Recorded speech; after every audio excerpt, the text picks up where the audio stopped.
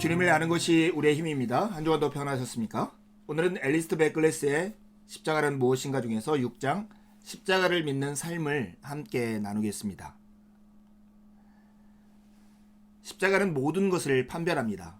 둔감한 신앙을 회복하려면 십자가를 처음 접했을 때의 그 풍부함을 깊이 맛볼 수 있도록 새롭게 인식해야 합니다. 오늘은 6장 십자가를 믿는 삶, 그리스도를 닮아가는 우리에 대해서 함께 살펴보겠습니다. 십자가와 우리를 연결하는 것은 무엇일까요? 우리는 십자가를 비롯해 그 모든 의미와 어떻게 연결될 수 있을까요? 아주 오래전 아주 먼 곳에서 일어난 일이 어떻게 오늘날의 우리와 관련될 수 있을까? 이것이 오늘 우리가 던지는 질문입니다.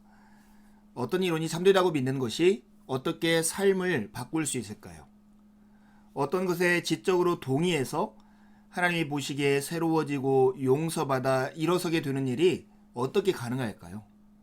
요컨대 우리는 십자가를 비롯해 그 모든 의미와 어떻게 연결될 수 있을까요? 이 질문에 대답하기 위해서는 믿음이라는 짧지만 어려운 단어의 의미를 재발견할 필요가 있습니다. 일상 언어에서 믿음이라는 단어는 계몽주의 사상의 영향을 심하게 받아서 더 낮은 형태의 지식과 같은 의미로 사용됩니다. 하지만 기독교적으로는 훨씬 더 깊은 의미를 지니고 있습니다. 믿음에 대한 기독교적 이해에는 주된 요소 3가지가 있는데요. 그것을 살펴보면 이해할 수 있습니다. 첫 번째는 동의, 인정입니다. 믿음은 어떤 것들이 참되다고 믿는 것이죠. 우리가 하나님을 믿는다고 말할 때 우리는 최소한 그분의 존재를 믿는 것입니다. 혹은 우리가 하나님의 약속들을 믿는다고 말한다면 단지 그 약속들이 실제로 거기 있었음을 인식하거나 받아들이는 것을 의미하는 것이죠. 이런 의미에서 믿음은 기본적으로 동의입니다. 이것은 필수적인 출발점인 것이죠. 두 번째 믿음의 요소는 신뢰입니다. 믿음은 신뢰이죠. 믿음은 이 약속들이 존재한다는 인정 이상으로 우리가 그것들을 신뢰할 수 있으며 거기에 의지할 수 있다는 인식입니다. 믿음은 하나님의 인격에 대한 전인격적인 우리의 응답이죠. 예수 그리스도에게서 드러나는 하나님의 압도적인 사랑에 대한 우리의 기쁨에 찬 반응입니다. 모든 것을 떠나 예수를 따르는 단순한 응답이 바로 믿음이고 신뢰인 것입니다. 믿음의 세 번째 요소는 수용, 행동인데요. 믿음은 하나님의 약속들로의 우리의 삶의 진입을 의미합니다. 약속들이 존재하며 수용할 만한 것을 인정했다면 그에 따라 행동하는 일, 즉 그 약속들을 받아들이고 그로부터 유익을 얻을 수 있는 필요가 바로 신뢰입니다. 나는 하나님이 나에게 죄의 용서를 약속하고 계심을 믿을 수 있고 그 약속을 신뢰할 수는 있지만 내가 그 약속을 응답하지 않는 이상 용서는 얻을 수 없는 것이 아니겠습니까? 그래서 믿음의 3가지 요소, 동의, 신뢰, 수용, 이 3가지를 함께 포함해야 믿음의 의미를 참되게 이해할 수 있는 것입니다.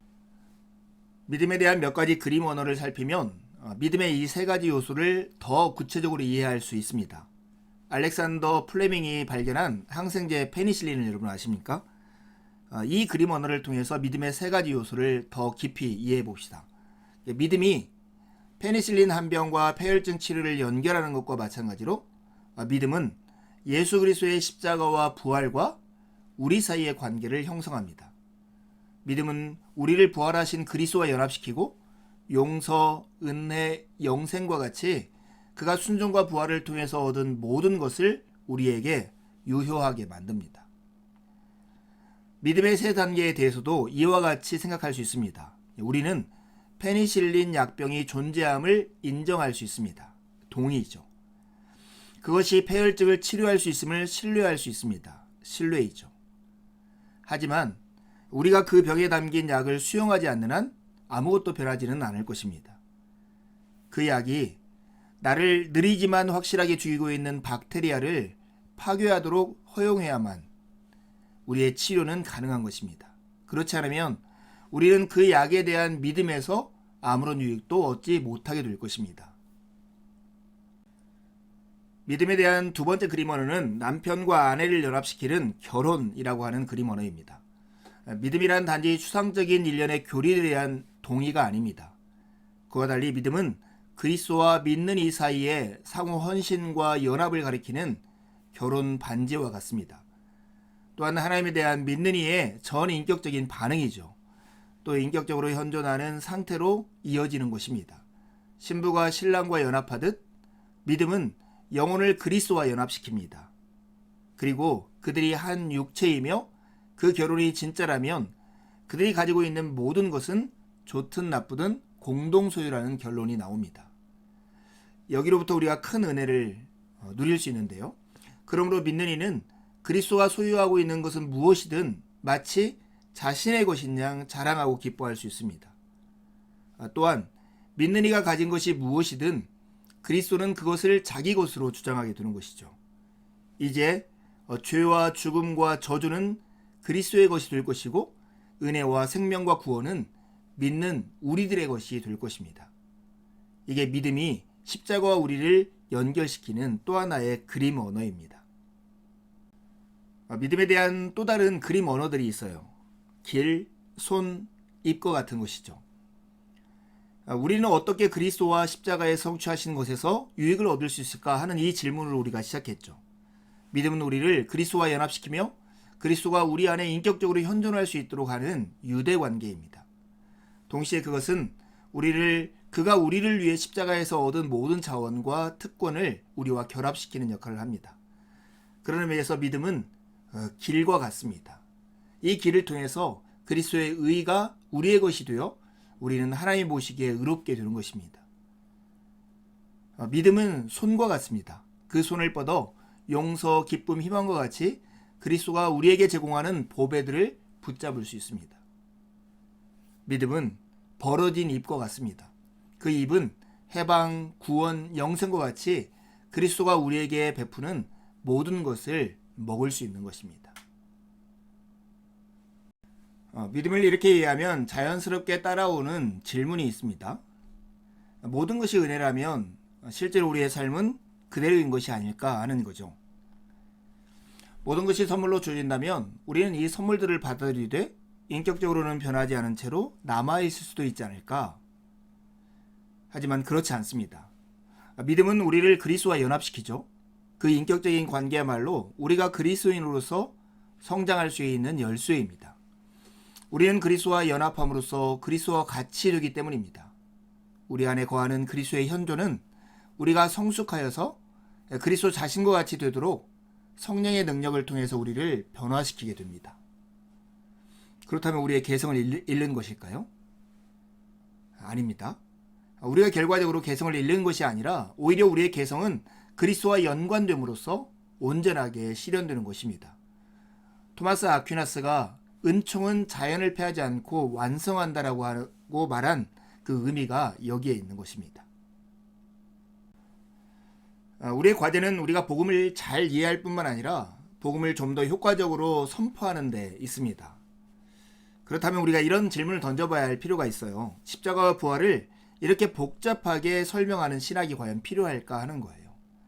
그것은 프리즘이라고 하는 그림 언어를 통해서 좀 더 잘 이해할 수 있어요. 프리즘은 단지 흰 빛을 그 구성 요소들로 분산시켜서 그것들이 분리되어 따로따로 검토할 수 있도록 해주는 장치입니다. 신학도 마찬가지죠. 신학은 십자가와 부활의 메시지를 그 구성 요소들로 분해해서 그것들이 개별적으로 검토될 수 있도록 우리에게 도움을 줍니다. 거꾸로 흰 빛을 그것을 구성하는 색들로 분산시키는 바로 그 프리즘이 그 색채들을 재조합해서 본래의 흰 광선을 다시 만들어낼 수 있죠. 신학도 마찬가지입니다. 더 나은 이해를 위해서 십자가의 메시지를 분석하고 그 안에 있는 은총의 이미지들을 밝혀낸 신학자는 그것들을 다시 조합해서 십자가의 메시지를 전할 수 있는 것입니다. 우리는 왜 이런 분석에 신경을 쓰는 것이고 거기에는 어떤 의미가 있을까? 이런 질문을 다시 던져본다면 메시지를 청중과 관련시켜야 하기 때문입니다. 우리는 반드시 십자가의 메시지가 최대한 효과적으로 선포되도록 해야 합니다. 복음은 청중 가운데서 그것을 기다리는 기회들을 향해 전해져야 하기 때문입니다. 복음을 좀 더 효과적으로 선포하고자 한다면 각 개인의 삶에는 실제적이고 긴급한 필요가 있기 때문에 복음을 구체적으로 선포해야 합니다. 그래서 복음을 알고 친구들을 알아야 하는 것입니다. 복음은 청중 가운데서 그것을 기다리는 기회들을 향해서 전해져야 합니다. 그렇다면 문제는 맥락화입니다. 십자가와 부활의 영향력이 반드시 한 개인에게 충분히 미치도록 하려는 진지하고도 지속적인 시도가 있어야 하는 것이죠. 이것은 우선 그 상황에 영향을 줄 수 있는 복음의 전 자원들을 아는 것을 의미합니다. 둘째로 그것은 십자가의 메시지가 확실히 개인의 필요들과 충분히 얽히고 맞물리도록 개인의 상황을 아는 것을 의미합니다. 그러니 복음을 알아가십시오. 그리고 친구들을 알아가십시오. 칼 바르트라는 신학자가 그리스도인은 한 손에는 성경을 한 손에는 신문을 들고 살아야 한다 이렇게 말한 것이 오늘 우리에게도 꼭 필요한 이야기인 것이죠. 두 가지 질문을 하고 이 과를 마치려 합니다. 십자가와 우리를 연결하는 믿음의 세 가지 요소는 무엇입니까? 두 번째 질문입니다. 복음을 좀 더 효과적으로 선포하고자 하려면 우리가 알아야 할 두 가지가 있는데 무엇입니까? 여러분은 이것들을 힘써서 알아가고 있습니까? 한 주도 주님의 은혜를 의지해 살고 복된 주일에 함께 만나 기쁨으로 하나님을 예배하시죠. 감사합니다.